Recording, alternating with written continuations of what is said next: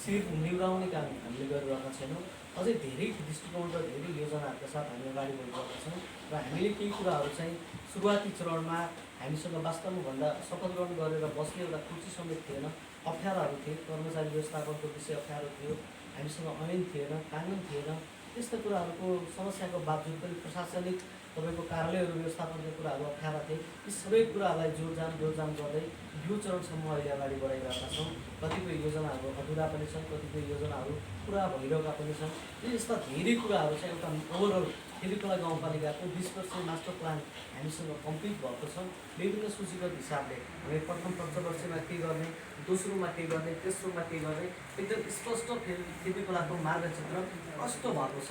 त्यस कारणले गर्दा ती मार्गचित्रहरूसँग अब संयोजन गर्ने एउटा भूमिका निर्वाह गर्दा हामी जोसुकै जो हुँदा पनि केही फरक पर्ने अवस्था छैन, किनकि अन्यलता छैन।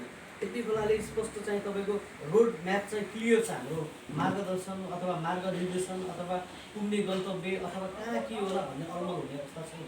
त्यस कारणले गर्दा त्यो संस्थापक अध्यक्षको हिसाबले जुन खालको हाम्रो भूमिका हाम्रो टिमले अथवा तपाईँले पठाएको प्रतिनिधिको हिसाबले गऱ्यौँ। कहिलेकाहीँ केही साथीहरूलाई लाग्ला अलिकति हामी पनि साह्रै व्यस्त भयौँ, अप्ठ्याराहरू पनि रह्यो, धेरै कुराहरूको चाहिँ धेरै व्यस्तता मलाई लाग्छ। मलाई त मेरै छोराछोरीहरूले पनि बिहान 5 बजे उठेर हिँडेको हुन्छु, बेलुका फर्किँदाखेरि कहिलेकाहीँ 9-10 बज्छ। 7-8 दिन जस्तो बुवा कोही भेट्न पनि पाइएन भने सँगै आफ्नो घरमा चाहिँ आफ्नै छोराछोरीले सँगै खाना खान नपाएको अवस्था पनि हुन्थ्यो। अझै कहिलेकाहीँ भन्ने कुरा हुन्छ त्यो र हामी यति धेरै खट्यौँ कि यति धेरै लाग्यौँ। त्यसको कारणले गर्दाखेरि सबै साथीहरूसँग हिजो जसरी फ्री हुँदा सँगै चिया खाने बाटोमा बन्थ्यो भने यो बिचमा अलिकति ग्याप भयो, अलिकति काममै बढी बिजी भयो र केही कार्यक्रमहरूमा तपाईँहरूले इन्भिटेसन गर्दाखेरि पनि अब आफ्नो रेगुलर सेड्युल पहिले फिक्स भएको हुँदाखेरि आउन पनि केही असमर्थ रहियो होला। त्यसमा पनि तपाईँहरूले अन्यथा नलिनु होला। अब हामीले यसलाई संयुक्त नभइकन यसलाई अब तपाईँको सँगसँगै मिलाएर लिएर जान सक्ने त्यो खालको क्षमता राख्ने साथीहरूको मैले नेतृत्व यहाँ देखिरहेको छु। अब एउटा व्यक्तिको चाहिँ अनेक हैसियत हुन्छ, उसको आबद्धता फरक होला, तर संस्थागत मर्यादाभित्र चाहिँ रहनुपर्छ। मानव एउटा व्यक्ति यहाँ रहेको व्यक्ति जस्तै उहाँ चाहिँ यो कुन दलसँग आबद्ध छ भन्दाखेरि एउटा दल होला, अनि यो कसको चाहिँ भान्जा पर्छ भन्दा अर्को होला, अनि यो चाहिँ यो कुन संस्थासँग अर्को जोडिएर कसको छिमेकी हो भन्दा अर्को होला, होइन? यसरी खोज्दै जाने भने धेरै कुरा पाइन्छ। तर मुख्य कुरा के हो भने यो संस्थाको मर्म अनुरूप काम गरिरहेको छ कि छैन, त्यो चाहिँ साझा कुरा चाहिँ त्यहाँभित्र हुनुपर्छ। त्यो भित्र रहेर हजुरहरूले समग्र फेदीखोलाको हित चिन्तन र यसको विकासको नेतृत्व गरेर लाग्नुहोस्। आज फेदीखोलाको लागि चाहिँ हामीले धेरै गर्नुपर्ने छ। हामी पोखराको महानगरपालिकासँग जोडिएको एउटा सेटेलाइट भिलेज अथवा सेटेलाइट सिटीको रूपमा विकास गर्न सक्ने सम्भावना छ। त्यो खालको दृष्टिकोण अगाडि बढिरहेको छ। त्यस कारणले गर्दाखेरि हामीले पोखरालाई फेदीखोलासँग सहज जोड्न सक्ने त्यो खालको इन्भाइरोमेन्ट क्रिएट भइरहेको छ। चाहे आज टुरिज्मको सेक्टरमा किन नहोस्, एग्रिकल्चरको सेक्टरमा नै हामीले त्यत्तिकै कार्यक्रमहरू बनाइरहेका छौँ।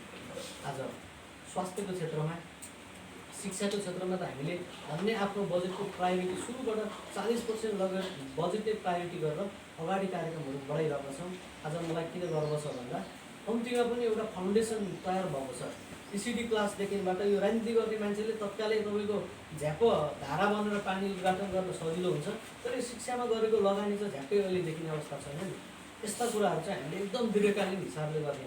एउटा तपाईँको भुँड बच्चामा त्यो जो गर्भवती बच्चाको चाहिँ पेटमा रहेको चाहिँ तपाईँको 1 महिनाबाट लगानी गरेको कुरा त सरकारले तत्कालै देख्न पाउँदैन। त्यो 20-25 वर्ष भएपछि त्यसको रिजल्ट आउँछ। यस्ता लङ टर्म खालका कुराहरूमा चाहिँ हाम्रो पालिकाले प्लानिङ गरेर काममा लागिरहेका छौँ। यो कुराहरू हजुरहरू सबैलाई अवगत पनि छ र भौतिक पूर्वाधारको क्षेत्रमा धेरै कुराहरू छन्। पालिकाको आफ्नै आन्तरिक स्रोतहरू अलिक कम छ। यसलाई हामीले कसरी तपाईँको इन्टरप्रिनियरहरू अथवा उद्यमशीलताहरू त्यहाँ चाहिँ विकास गर्ने, उद्यम गर्ने मान्छेहरूलाई कसरी प्रमोट गर्ने, लगानी भित्राउने कार्यक्रमहरू के हुनसक्छ, यी कुराहरू सबै हाम्रो प्लानमा छ र मास्टर प्लानभित्र भएको हुनाले अब यसलाई जोडेर अगाडि जानुपर्छ। र म अन्तिममा के भन्न चाहन्छु भने तपाईँहरूले अहिले तत्कालै गर्नुपर्ने 2टा कुरा महत्त्वपूर्ण कुरा, यो पालिका आफैले गर्नलाई अप्ठ्यारो हुँदो रहेछ। रिसेन्टली हजुरहरूलाई म एउटा यो चाहिँ अनुरोध पनि गर्न चाहन्छु। के छ भने हाम्रो फेदीखोला गाउँपालिकाभित्रबाट पोखरामा बस्नेहरू अथवा गाउँपालिकाबाट पनि आउँदाखेरि यहाँ चाहिँ त्यो स्वास्थ्यमा चाहिँ ठुलो समस्या केमा आउँदो रहेछ भने अहिले यो ब्लड ग्रुपको थाहा नहुँदा अथवा तपाईँको कुनै ठाउँमा अपरेसन गर्नु पऱ्यो भने तत्कालीन समयमा ब्लड ब्याङ्कमा पनि समस्या हुने, कुनै ठाउँमा अप्ठ्यारो हुने। त्यस कारणले गर्दाखेरि फेदीखोलाभित्र पोखरामा बस्ने प्रत्येक वार्ड र टोलका नागरिकहरूको चाहिँ ब्लड ग्रुप छुटाउने एउटा त्यो सिस्टमको विकास गर्नु पऱ्यो। र उहाँहरूलाई चाहिँ त्यसमा चाहिँ जोड्ने एउटा माध्यम एउटा सफ्टवेयरको डेभलप गर्नु पऱ्यो। र अर्को कुरा महत्त्वपूर्ण कुरा के रहेछ भने शिक्षा र स्वास्थ्यमा शिक्षाभित्र हाम्रो फेदीखोलाबाट चाहिँ मानव कुन विद्यालयबाट पास आउट भएको विद्यार्थी यहाँ चाहिँ कुन कुन स्कुलहरूमा पढ्छ अथवा उसलाई पढ्नको निम्ति अप्ठ्यारो भएको कारणले गर्दा ऊ कतै भौतारी रहेको अवस्था छ कि त्यस्तो कुराहरूको पनि हजुरहरूले एउटा डाटा बनाउनु पऱ्यो। त्यो डाटालाई चाहिँ तपाईँहरूले एउटा सफ्टवेयर डेभलप गर्नुहोस्। त्यो सफ्टवेयर डेभलप गर्नको निम्ति के खालको चाहिँ सपोर्ट हुनसक्छ। मैले अहिले पालिकाको तर्फबाट हामीले हाम्रो संस्थागत तपाईँको सङ्घ संस्था नै हो यो, हामी सायद जिल्ला प्रशासन टास्किजमा सम्झौता दर्ता गरेका छौँ। यसले सबै प्रमाणपत्रहरू पनि सबै ल्याएको छ। त्यस कारणले गर्दाखेरि मैले अहिले चाहिँ हजुरहरूलाई यो काम हजुरहरूले सुरु गर्दै गर्नुहोस्, किनकि यो पालिकालाई हरेक समय मलाई फोन आइरहेको हुन्छ, यो हस्पिटलमा छु त्यहाँ चाहिँ डक्टरलाई यस्तो सहयोग गरिदिनु पऱ्यो, त्यहाँ ब्लडको अभाव भयो अदरज्यू भनेपछि त्यता पनि ध्यान पुऱ्याउँदाखेरि कहिले कहिले अभाव पनि हुँदो रहेछ, समस्या पनि हुँदो रहेछ। अथवा कुनै ठाउँमा मेरो छोराछोरीहरू पढ्न गइरहेको थियो, यो ठाउँमा यस्तो समस्या देखियो, त्यहाँ सहजीकरण गरिदिनुहोस् न भन्ने खालको कुराहरू आउँदो रहेछ। त्यस कारणले गर्दाखेरि यहाँ महँगो पैसा तिरेर होइन त्यस्तो ठुल्ठुलो बोर्डिङ स्कुलहरूमा अथवा तपाईँको प्राइभेट स्कुलहरूमा पढाउनु सक्ने अवस्था पनि धेरैलाई गाह्रो हुन्छ। कोही यहीँभित्र भएको पनि फेदीकोलेहरूलाई चाहिँ समस्याहरू छ। त्यस कारणले गर्दाखेरि यसको दुईटाको डाटा कृपया हजुरहरूले तयार गर्नुहोस्। त्यो डाटा बनाउनको निम्ति त्यो सफ्टवेयर डेभलप गर्नको निम्ति म अहिले पालिकाको तर्फबाट हजुरहरूलाई यो आजको कार्यक्रम मार्फत हुँदा हामीले के कुराहरू चाहिँ हाम्रो अख्तियारीभित्र पनि पर्छ। त्यस कारणले गर्दाखेरि यो सफ्टवेयर डेभलपको निम्ति मैले 50,000 रुपियाँ चाहिँ पालिकाको तर्फबाट